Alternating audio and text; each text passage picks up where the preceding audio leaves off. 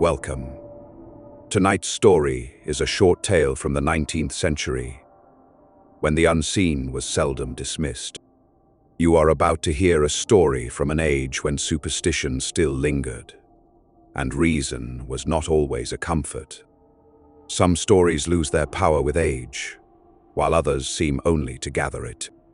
It is a tale that has been preserved to be read slowly and without haste. In earlier times, the night was darker, and what lingered within it was not easily explained.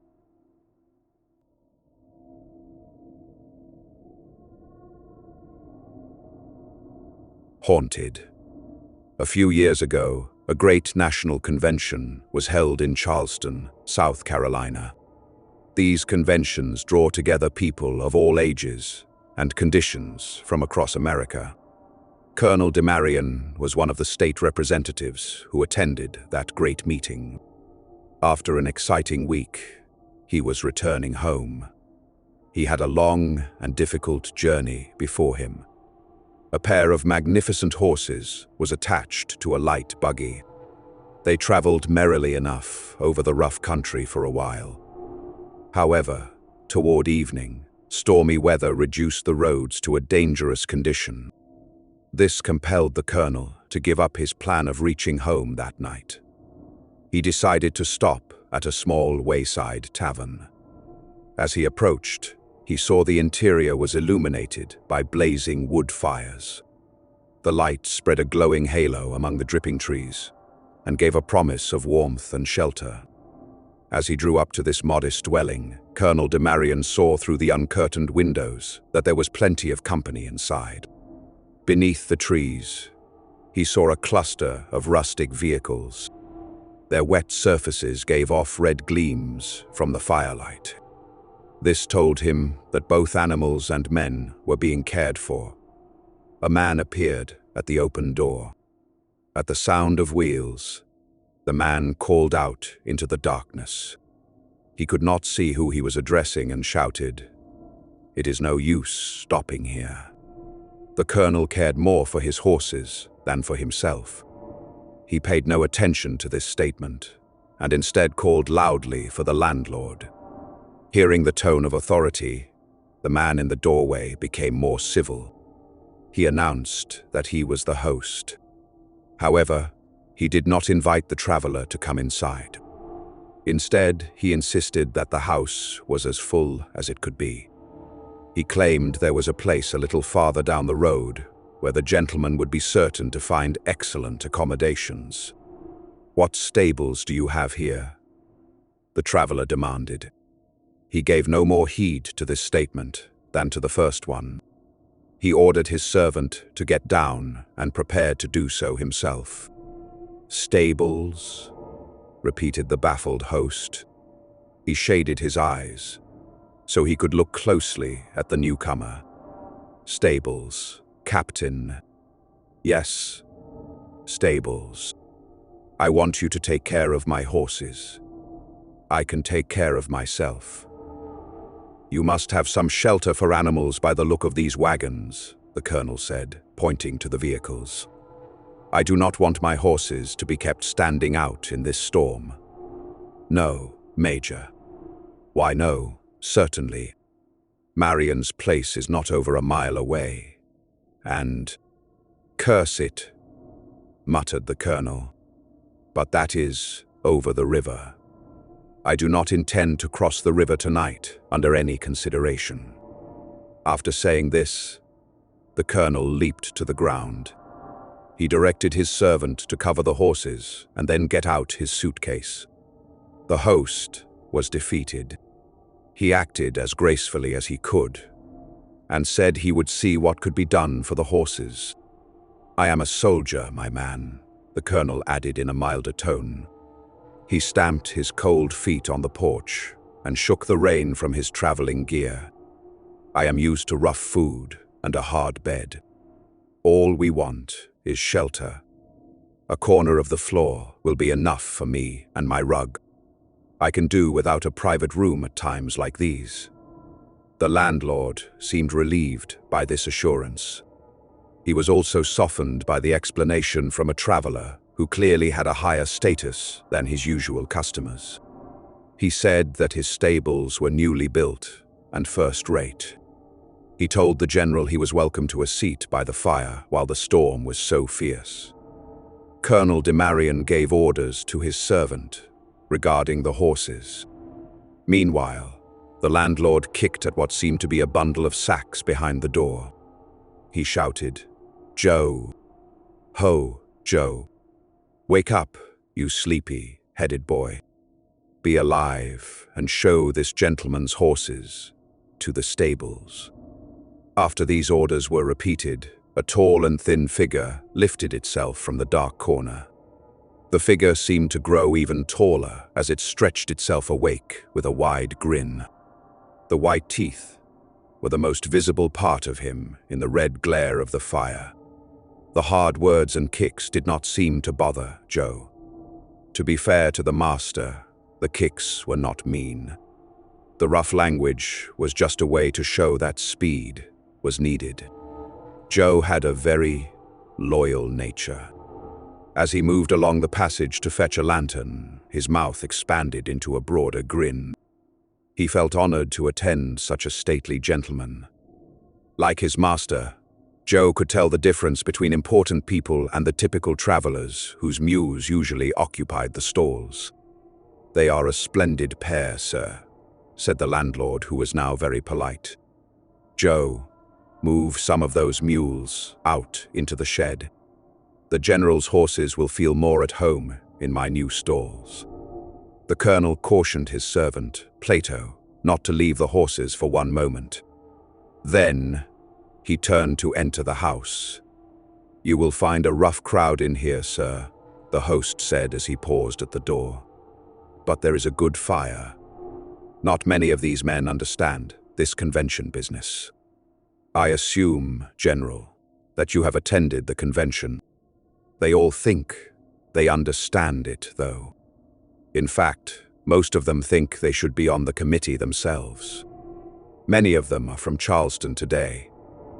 But they are in the same situation as yourself. They cannot get across the river tonight." I see, cried the statesman. He made a gesture toward the sitting room. "Now, what do you have in your kitchen, Mr. Landlord? Also, send some supper out to my servant. He must make a bed of the carriage mats tonight." The landlord introduced his guest into a room filled mostly with rough and loud men. There were pipes, drinks, and excited arguments among the groups. The host spoke to those gathered around the log fire. They opened a way for the newcomer. A few people invited him to be seated with simple friendliness. The rest gave him a quick look and then moved away. The furniture of this room was not comfortable. It consisted of messy wooden tables, dirty benches, and a few rough chairs. The walls and floor were dirty. The sound of scraping seats and heavy footsteps were the only signs that the floor was made of boards rather than bare earth. Colonel de Marion sat with his back toward the majority of the crowd. He used his newspaper to shield himself and sat unobserved for a while. However, he was soon recognized by a man from his own neighborhood. The information was quickly whispered around the room. Soon, everyone knew that their distinguished congressman was among them. This news reached the ears of the landlord. He only knew Colonel de Marion by name. He immediately reappeared to overwhelm the representative with apologies. He felt bad for the rude reception he had given him. He expressed his sincere regret that the house had no suitable room for the gentleman. The colonel was satisfied that his horses were safe, so he chose not to be offended. He assured the host that he would not accept any special treatment. Despite this, the landlord bustled about to bring in a separate table. He spread a clean cloth and served a savory supper of broiled ham, hot corn cakes, and coffee. Every few minutes, he stopped to apologize again. He even began to talk about his private business affairs. Finally, the hungry traveler cut him short. "Do not say another word about it, my friend. You do not have a spare sleeping room, and that is enough. Find me a corner, a clean corner, perhaps upstairs somewhere." The colonel looked around at the many dirty corners of the room as he spoke. "Ah, upstairs, General. Now, that is exactly what I had in my mind to ask you. The fact is, there is a spare room upstairs. It is as comfortable a room as anyone could wish, but it is full of sleeping people, so that is the end of it," cried the senator, who was becoming bored. "No, sir. There is no person in it. And there is no person likely to be in it except yourself, Colonel de Marion. At least." After some hesitation and embarrassment, the host spoke in a mysterious whisper. He shared the startling fact that this desirable sleeping room was haunted. The trouble it caused had forced him to lock it up completely. He had become suspicious of admitting strangers. He had limited his business lately to what the bar could provide. He kept the matter quiet in the hope that the neighbors would forget it. However, he decided to mention it to Colonel de Marion. "I cannot help but think, sir," he urged, "that you would find it better than sleeping on the floor or sitting up all night with these men. If it is some trick being played in this house, they likely will not try it on a gentleman of your reputation." Colonel de Marion became interested in the landlord's story. He learned that for some time, all travelers who stayed in that room had fled in the middle of the night. They never showed their faces at the inn again. When the landlord tried to stop them, they were terrified. They insisted on leaving immediately and said they had seen a ghost. "Not that people seem to get hurt by it, Colonel, but they do make off without paying a cent of money." The colonel declared that the haunted chamber was the perfect room for him. This made the landlord very happy. The colonel said, "If being turned out of my bed at midnight is all I have to fear, we will see who is the master in this case. So, Mr. Landlord, let the chamber be prepared. Have a good fire built there at once." The happy host hurried away to tell Joe the news and prepare the room. He said, "Come what may, Joe, Colonel de Marion is not the man to leave without paying money for his stay."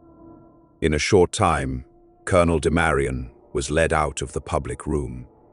The landlord conducted him upstairs. After receiving a cheerful good night, the host paused on the landing. He heard his guest bolt and bar the door from the inside. He also heard the colonel push a piece of furniture against it. "Ah," the host murmured with a sense of worry. "If a ghost has a mind to come there, all the bolts and bars in South Carolina will not keep it away." The colonel's choice to lock his door and prepare his revolvers had nothing to do with the ghost. He did not fear spiritual disturbances. However, the rowdy men downstairs were already getting loud. He could not predict what trouble they might cause. He was glad to escape the noisy company and looked around the room. The only light came from the roaring and crackling wood fire. No other light was needed. A traveler caught in a storm always enjoys a great fire. This fire was made of plenty of pine knots. It rivaled the glare of gaslight. It made the old room feel cheerful and alive. By the light of the fire, Colonel de Marion saw that the furniture was better than he expected for a small tavern. The landlord had spent a lot of money fitting up this fine chamber. This was why he was so sad that it was not being used. The senator felt secure and stopped thinking about spirits. Instead, he thought about the important issues of the convention. It was still early. He lit a cigar and took out his notebook to work on state affairs. Now and then he heard heavy footsteps or shouts from below, but he just felt glad to be in his private room. He sat there for over an hour. Then he put fresh logs on the fire, checked his revolvers, and went to bed. The house clock was striking 12 when the colonel awoke. He woke up suddenly from a deep sleep. His mind and memory were clear, and his senses were sharp. He had a perfect conviction that he was not alone. He lifted his head. A man was standing a few feet from the bed. The man was between the bed and the fire. The fire was still burning brightly enough to show every object in the room. The intruder's outline was clear. His clothes and features were easy to see. He wore a traveling outfit that was a bit out of date. His face looked sad and distressed. His eyes were fixed on the colonel. His right arm hung down, and his hand was partially hidden. The colonel thought he might be holding a weapon. His left arm was folded against his waist. The man seemed ready to move closer to the bed and stared with a fixed gaze. "Stand still, or I will fire," cried the colonel. He took in the scene at a glance and sat up in bed with his revolver in his hand. The man remained still. "What is your business here?" the statesman asked. He thought he was speaking to one of the rough men from downstairs. The man was silent. "Leave this room if you value your life," the soldier shouted. He pointed his revolver. The man was motionless. "Leave now, or by heaven, I will send a bullet through you." But the man did not move an inch. The colonel fired. The bullet hit the chest of the stranger, but he did not flinch. The soldier leaped to the floor and fired again. The shot entered the heart, went through the body, and hit the wall behind him. The colonel saw the hole where the bullet had entered. He could see the firelight shining through the man's body. Yet, the intruder did not move. Astounded, the colonel dropped his revolver. He stood face to face with the unmoved man. "Colonel de Marion," the stranger spoke in a deep and solemn voice. "It is useless to shoot me. I am dead already." The soldier was brave, but he gasped in shock. The firelight shone through the hole in the body. The colonel could not look away. "Fear nothing," the ghost said. "I only want to tell you of the wrongs done to me. My spirit will stay here until my death is avenged. Listen to me." The statesman was speechless and motionless. The sad ghost continued slowly and clearly. "4 years ago, I traveled with a man I trusted. We stayed here. That night, my companion murdered me. He drove a dagger into my heart while I slept. He covered the wound with a bandage. He pretended to be sad about my death. He told the people here that I had died of a heart condition. He said I had been sick for a long time. I had gold and treasures. He hid my treasure in his clothes and pretended to grieve at my grave. Then he left. He tried to forget his crime in distant places, but the stolen gold only brought him a guilty conscience. He has no rest or peace. He is now preparing to leave his country forever. That man is in Charleston tonight, under a fake name. In a few hours, he will sail for Europe. Colonel de Marion, you must stop him. Justice demands that a murderer should not be free to spend the wealth that belongs to my children." The spirit paused. The colonel had listened with great wonder. He looked at the ghost and saw the firelight shining through the place where a human heart should be. He felt he was truly in the presence of a supernatural being. He thought of the landlord's story. He wanted to find the truth, but he could not find the words to speak. "Do you hesitate?" the ghost asked. "Will you also run away while my children cry for justice?" "I wait for your promise, Senator. There is no time to lose." With a great effort, the colonel said, "I promise." "What do you want me to do?" In the same serious manner, the ghostly visitor gave the real and fake names of the murderer. He described his appearance and his clothes. He mentioned a unique ring the man was wearing and other specific details. Colonel Demarian wrote all of this down. He slowly regained his composure and pledged to do everything possible to bring the murderer to justice. Then, with a wave of his hand, the ghost said, "It is well. My spirit cannot rest in peace until the spirit of my murderer is separated from his body." Then the ghost vanished. The steamer was scheduled to leave Charleston at 6:30 in the morning. The colonel did not waste a moment. As he hurried down the stairs, he saw the landlord. The host's eyes were rolling in terror, and he tried to speak. The colonel pushed past him and demanded his carriage.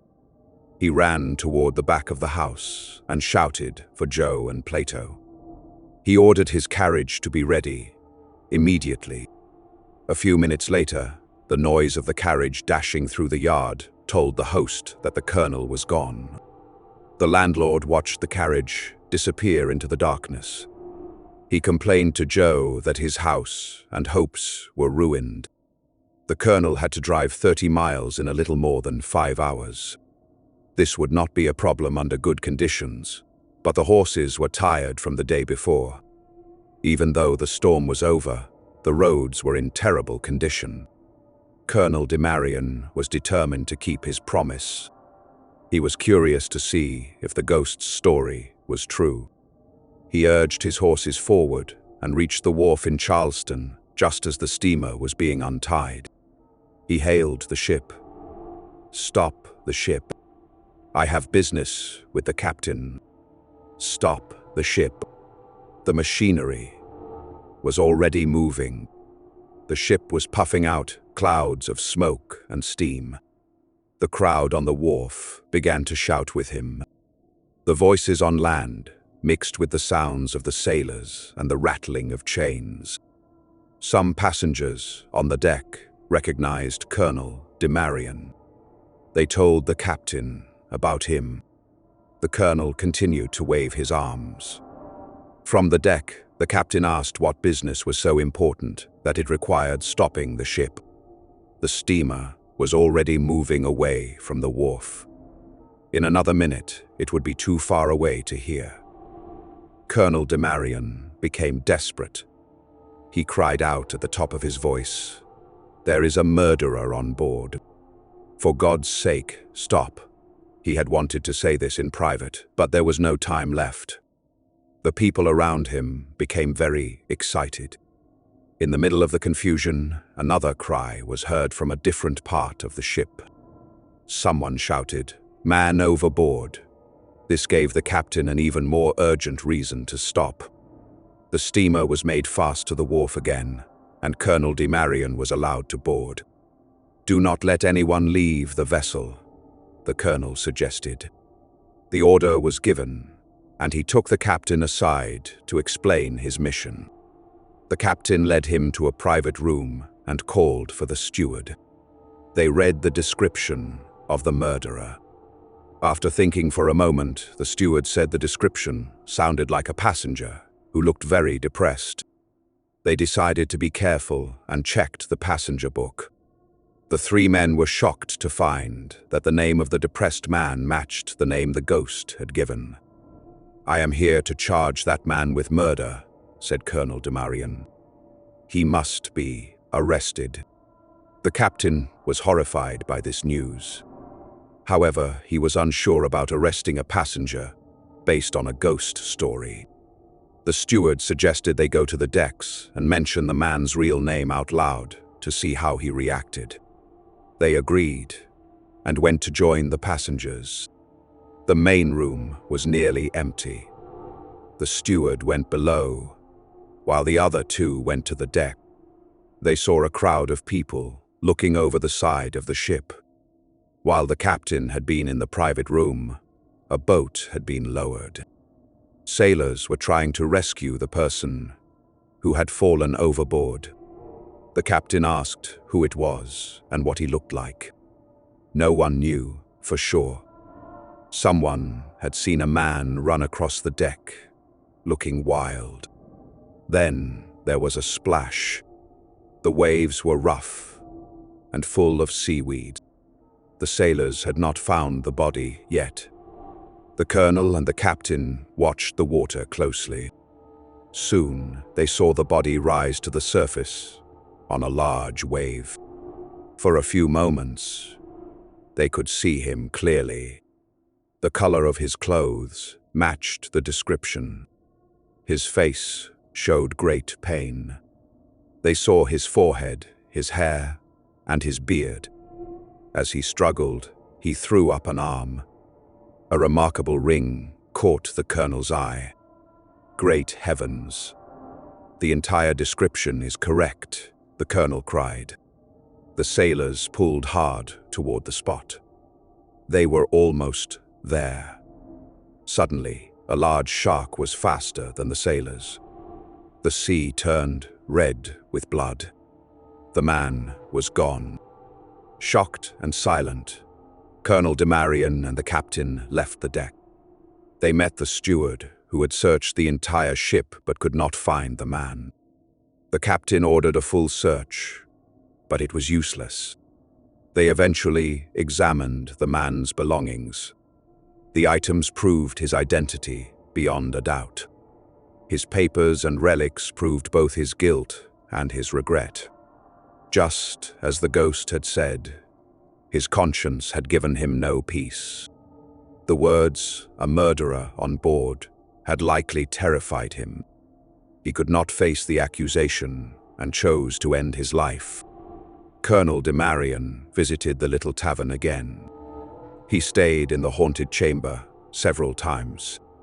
However, he never received another midnight message from a ghost. The landlord never had to worry about a guest leaving without paying again. Thus ends the story. Good night.